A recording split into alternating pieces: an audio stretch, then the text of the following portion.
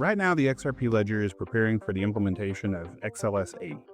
And that's a proposal that introduces something called permission domains. And it's a really big deal for institutional finance. So let's back up for a second. Trades take a couple of days to settle, and middlemen rake in billions of dollars in fees every year just to keep things moving forward. We know that crypto has the speed, but the total lack of control in most ecosystems have made it a non-starter for most institutions. Banks have been kind of jammed between outdated technology and DeFi chaos. But once XLS-80 gets implemented, it allows for credential-controlled environments right into the XRP ledger itself. In other words, it lets institutions say that only verified participants can touch certain sections in a market. And it does this without exposing user data or control, and it uses zero-knowledge proofs to prove that they have the right credentials. And so this is one way that we're moving closer to bringing real-world regulated finance onto crypto rails without blowing up the whole concept of decentralization or privacy. And where it gets more interesting is that the DEX is built right on top of this. And so it's not like Uniswap where anyone can jump in, but these permission DEXes only match trades between verified wallets.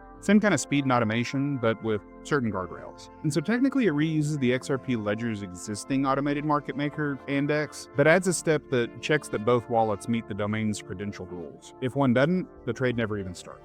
So here's the short version. First, we're talking about a system that could finally start to bring the $867 trillion global securities market on-chain. Second, it opens the door for atomic swaps between things like stablecoins or CBDCs and tokenized real-world assets. And that means instant settlement with no counterparty risk. This could also be the bridge that finally lets institutional money enter DeFi in a way that's fully compliant but still decentralized. And with that kind of capital, we're talking about trillions of dollars entering the ecosystem. There's already a lot of big institutions that are building for this, and they're really just waiting for the XLS-80 amendment to get approved and activated. And so in the end, the real genius behind permission domains isn't that they reinvented anything.